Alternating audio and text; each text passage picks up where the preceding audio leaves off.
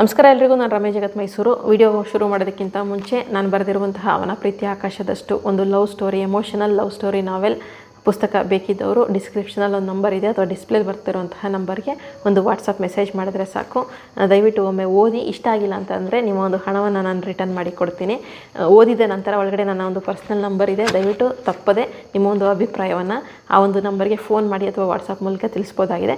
ಒಮ್ಮೆ ಓದಿ ನೋಡಿ, ಓದೋ ಅಭ್ಯಾಸವನ್ನು ಬೆಳೆಸ್ಕೊಳ್ಳಿ ಅಂತ ಮನವಿ ಮಾಡ್ಕೋತಾ ಇದ್ದೀನಿ. ಇನ್ನು ಇವಾಗ ವಿಚಾರಕ್ಕೆ ಬರೋದಾದರೆ, ಸರ್ಕಾರದಿಂದ ಜನಸಾಮಾನ್ಯರಿಗೆ ಸಾಕಷ್ಟು ರೀತಿಯಾದಂತಹ ಸೇವೆಗಳಿದೆ. ಕೇಂದ್ರ ಸರ್ಕಾರ ಆಗಿರ್ಬೋದು, ರಾಜ್ಯ ಸರ್ಕಾರ ಆಗಿರ್ಬೋದು, ಎರಡೂ ಸರ್ಕಾರದ ಕಡೆಯಿಂದಲೂ ಜನಸಾಮಾನ್ಯರಿಗೆ ಅನುಕೂಲ ಆಗಲಿ ಅಂತ ಅಂದ್ಬಿಟ್ಟು, ಅದರಲ್ಲೂ ಮುಖ್ಯವಾಗಿ ಆರೋಗ್ಯ ಸೇವೆಗಳೇನಿದೆ, ಬೇರೆ ಬೇರೆ ಯೋಜನೆಗಳ ಮೂಲಕ ಸಾಕಷ್ಟು ಆರೋಗ್ಯ ಸೇವೆಗಳನ್ನು ನೀಡ್ತಾ ಇದ್ದಾರೆ. ಕೆಲವೊಂದಿಷ್ಟು ಜನರಿಗೆ ಮಾಹಿತಿ ಗೊತ್ತಿದೆ, ಆ ಒಂದು ಸೇವೆಯನ್ನು ಪಡ್ಕೋತಾ ಇದ್ದಾರೆ. ಇನ್ನೊಂದಷ್ಟು ಜನರಿಗೆ ಮಾಹಿತಿ ಕೊರತೆಯಿಂದ ತಮಗೆ ಆಗದಂತಹ ಸಮಸ್ಯೆ, ಆರೋಗ್ಯ ಸಮಸ್ಯೆಯನ್ನು ಸರಿ ಮಾಡ್ಕೊಳ್ಳೋದಕ್ಕೋಸ್ಕರ ಖಾಸಗಿ ಆಸ್ಪತ್ರೆಗಳಿಗೆ ಹೋಗ್ತಾರೆ. ಖಾಸಗಿ ಆಸ್ಪತ್ರೆಗಳಲ್ಲಿ ಲಕ್ಷಾಂತರ ರೂಪಾಯಿ ಇಲ್ಲ ಅಂತಂದ್ರೂ ಸಾವಿರಾರು ರೂಪಾಯಿ ಸುರಿತಾ ಇದ್ದಾರೆ.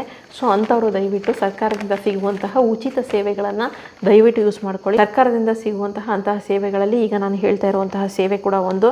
ಎಲ್ಲ ಸೇವೆಗಳು ಕೂಡ ಹೈಟೆಕ್ ಆಗಿರುತ್ತೆ ಅಂತ ಹೇಳೋದಕ್ಕೆ ಸಾಧ್ಯ ಇಲ್ಲ. ಆದರೆ ಹೈಟೆಕ್ ಆಗಿದ್ರೂ ಆಗಿಲ್ಲದೆ ಇದ್ರೂ ಅನಿವಾರ್ಯತೆ ಇದ್ದಾಗ ನಾವು ಉಚಿತ ಸೇವೆಗಳೇನಿರುತ್ತೆ ಅದನ್ನು ಬಳಸ್ಕೋಬೋದು. ಆದರೆ ಕೆಲವೊಂದು ಸೇವೆಗಳು ಖಾಸಗಿ ಆಸ್ಪತ್ರೆಗೂ ಕಡಿಮೆ ಇಲ್ಲದಷ್ಟು ಹೈಟೆಕ್ ಆಗಿರುತ್ತೆ. ಅಂದರೆ ಬೇಗ ಸಿಗುತ್ತೆ. ಈಗ ಪ್ರೈವೇಟ್ ಹಾಸ್ಪಿಟ್ಲಲ್ಲಿ ಅಪಾಯಿಂಟ್ಮೆಂಟ್ ತೊಗೋಬೇಕು, ಅದು ಇದು ಇರುತ್ತಲ್ಲ, ಈ ರೀತಿ ಇರೋದಿಲ್ಲ. ಸರ್ಕಾರಿ ಸೇವೆಗಳಲ್ಲಿ ಕೆಲವೊಂದು, ನಾನು ಹೇಳ್ತಾ ಇದ್ದೀನಿ ಎಲ್ಲವೂ ನಾನು ಹೇಳೋದಕ್ಕೆ ಸಾಧ್ಯನೇ ಇಲ್ಲ, ಕೆಲವೊಂದು ಸುಲಭವಾಗಿ ಸಿಗುವಂತಹ ಸೇವೆಗಳಿದೆ. ಅಂತಹ ಸೇವೆಗಳಲ್ಲಿ ಆ ರೀತಿ ಸರ್ಕಾರದ ಕಡೆಯಿಂದ ಸಿಗ್ತಾ ಇರೋ ಸೇವೆನೇ ಈ ಒಂದು ನೇತ್ರ ಚಿಕಿತ್ಸಾ ಘಟಕ ಅಂತ ಅಂದ್ಬಿಟ್ಟು. ಇದು ಬಂದು ಏನು ಈ ನೇತ್ರ ಚಿಕಿತ್ಸಾ ಘಟಕ, ಇನ್ನು ಯಾರೆಲ್ಲ ಈ ಸೌಲಭ್ಯನ ಪಡ್ಕೋಬೋದು ಅಂತಂದರೆ, ಜನಸಾಮಾನ್ಯರು ಎಲ್ಲರೂ ಸಹ ಈ ಒಂದು ಸೌಲಭ್ಯವನ್ನು ಪಡ್ಕೊಬೋದು. ಇದು ಬಂದು ರಾಷ್ಟ್ರೀಯ ಅಂಧತ್ವ ನಿಯಂತ್ರಣ ಕಾರ್ಯಕ್ರಮದ ಅಡಿಯಲ್ಲಿ ಕಳೆದ ಕೆಲ ವರ್ಷಗಳಿಂದ ಸರ್ಕಾರ ಈ ಸೇವೆಯನ್ನು ಜನಸಾಮಾನ್ಯರಿಗೆ ಕೊಡ್ತಾ ಇದೆ. ಈ ಯೋಜನೆ ಅಡಿಯಲ್ಲಿ ಏನಂತಂದರೆ, ನಿಮ್ಮ ನಗರಗಳಲ್ಲಿ, ಅಂದರೆ ನಿಮ್ಮ ಒಂದು ಜಿಲ್ಲೆ ಅಥವಾ ನಿಮ್ಮ ಒಂದು ಸಿಟಿ ಅಥವಾ ನಿಮ್ಮ ಒಂದು ಟೌನ್ಗಳೇನಿರುತ್ತೆ, ಪಟ್ಟಣ ಆಗಿರ್ಬೋದು, ಅಥವಾ ನಿಮ್ಮ ಒಂದು ಹಳ್ಳಿ ಅಥವಾ ನೀವಿರುವಂತಹ ಜಾಗಕ್ಕೆ ಸಮೀಪ ಇರುವಂತಹ ಕೆಲವೊಂದು ಸ್ಥಳಗಳಲ್ಲಿ ಉಚಿತವಾಗಿ ಕಣ್ಣಿನ ಪರೀಕ್ಷೆಯನ್ನು ಮಾಡ್ತಾರೆ. ತಿಂಗಳಲ್ಲಿ 5ರಿಂದ 6 ಶಿಬಿರಗಳನ್ನು ಮಾಡ್ತಾರೆ. ಸಾಮಾನ್ಯವಾಗಿ ನಮ್ಮೊಂದು ಕರ್ನಾಟಕದಲ್ಲಿ ಪ್ರತಿ ಜಿಲ್ಲೆಯಲ್ಲಿ ತಿಂಗಳಿಗೆ 5ರಿಂದ 6 ಈ ರೀತಿಯಾದಂತಹ ಉಚಿತ ಶಿಬಿರಗಳನ್ನು ಮಾಡ್ತಾರೆ. ಕೆಲವೊಂದು ಜಿಲ್ಲೆಗಳಲ್ಲಿ 10ರಿಂದ 12 ಶಿಬಿರಗಳನ್ನು ಕೂಡ ಮಾಡ್ತಾ ಇದ್ದಾರೆ. ಆ ಒಂದು ಶಿಬಿರಗಳನ್ನು ಆಯೋಜನೆ ಮಾಡಿದಾಗ, ಆ ಒಂದು ಶಿಬಿರಗಳಲ್ಲಿ ನಿಮ್ಮ ಒಂದು ಕಣ್ಣಿನ ಸಮಸ್ಯೆ ಇರುವಂಥವ್ರು ಜನರು ಹೋಗಿ ಟೆಸ್ಟನ್ನು ಮಾಡಿಸಿದಾಗ, ನಿಮ್ಮ ಒಂದು ಕಣ್ಣಿಗೆ ಏನಾದರೂ ಸಮಸ್ಯೆ ಇದ್ದರೆ, ಕಣ್ಣಿನ ಪೊರೆ ಏನಾದರೂ ಕಟ್ಕೊಂಡಿದ್ರೆ, ಅಂದರೆ ವಯಸ್ಸಾದಂಥವ್ರಿಗೆ ಕಣ್ಣಿನ ಪೊರೆ ಏನಾದರೂ ಇದ್ದರೆ, ಆಗ ಏನು ಮಾಡ್ತಾರೆ, ಅದನ್ನು ಗುರುತಿಸಿ ಆ ಒಂದು ಕಣ್ಣಿನ ಪೊರೆ ಶಸ್ತ್ರಚಿಕಿತ್ಸೆಯನ್ನು ಉಚಿತವಾಗಿ ಮಾಡಿಕೊಡ್ತಾರೆ. ನೀವು ಎಲ್ಲಿರ್ತೀರೋ ಆ ಜಾಗದಿಂದ ಹತ್ತಿರದ ತಾಲೂಕು ಆಸ್ಪತ್ರೆ ಆಗಿರ್ಬೋದು, ಜಿಲ್ಲಾ ಆಸ್ಪತ್ರೆಗೆ ಆಗಿರ್ಬೋದು, ಅವರೇ ಕರ್ಕೊಂಡು ಹೋಗ್ತಾರೆ. ಅವರದ್ದೇ ಆದಂತಹ ವೆಹಿಕಲಲ್ಲಿ ಕರ್ಕೊಂಡೋಗಿ ಉಚಿತವಾಗಿ ಶಸ್ತ್ರಚಿಕಿತ್ಸೆಯನ್ನು ಮಾಡಿಸ್ತಾರೆ. ಅಂದರೆ ಕಣ್ಣಿನ ಪೊರೆ ಶಸ್ತ್ರಚಿಕಿತ್ಸೆಯನ್ನು ಮಾಡಿಸಿ ವಾಪಸ್ಸು ಹುಷಾರಾಗಿ ನೀವಿರುವಂತಹ ಜಾಗ ಎಲ್ಲಿ ನಿಮ್ಮನ್ನು ಕರ್ಕೊಂಬಂದಿರ್ತಾರೋ ಅದೇ ಜಾಗಕ್ಕೆ ಕರ್ಕೊಂಡೋಗಿ ಬಿಡ್ತಾರೆ. ಇದರಲ್ಲಿ ಯಾವುದೇ ರೀತಿಯಾದಂತಹ ಬೇರೆ ಮೋಸ ಗೀಸ ಆ ಥರ ಏನಿಲ್ಲ, ದುಡ್ಡು ಕೊಡಬೇಕು ಆ ಥರ ಏನೂ ಇಲ್ಲ, ಸಂಪೂರ್ಣವಾಗಿ ಉಚಿತವಾಗಿರುತ್ತೆ. ಇದು ಸಾಕಷ್ಟು ವರ್ಷಗಳಿಂದ ತುಂಬ ಜನ ಯೂಸ್ ಮಾಡ್ಕೋತಾ ಇದ್ದಾರೆ. ಅವಶ್ಯಕತೆ ಇರೋರು ದಯವಿಟ್ಟು ಇದನ್ನು ಯೂಸ್ ಮಾಡ್ಕೊಳ್ಳಿ. ಇನ್ನು ಇದ್ರ ಜೊತೆಗೆ ಇದು ಬಂದು ಕಣ್ಣಿನ ಪೊರೆ ಯಾರಿಗೆಲ್ಲ ಇರುತ್ತೆ ಅದು ಬಹಳ ಅನುಕೂಲ ಆಗುತ್ತೆ.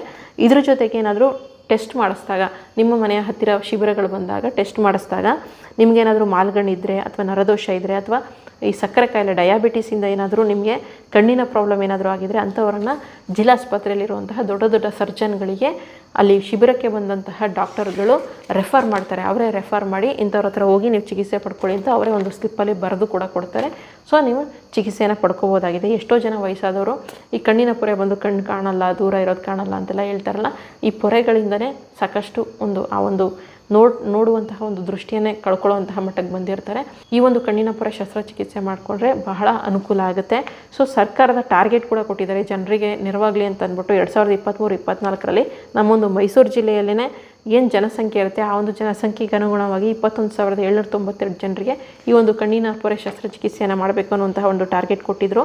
2024 ಎಂಡರಲ್ಲಿ 17,000 ಜನರಿಗೆ ಯಶಸ್ವಿಯಾಗಿ ಚಿಕಿತ್ಸೆ ಕೂಡ ನಡೆದಿತ್ತು. ಅದೇ ಥರ ಪ್ರತಿಯೊಂದು ಜಿಲ್ಲೆಗೂ ಕೂಡ ಸರ್ಕಾರ, ಅಂದರೆ ಸಂಬಂಧಪಟ್ಟಂತಹ ಡಿಪಾರ್ಟ್ಮೆಂಟು ಟಾರ್ಗೆಟನ್ನು ಕೊಟ್ಟು ಯಶಸ್ವಿ ಕೂಡ ಆಗ್ತಾ ಇದ್ದಾರೆ.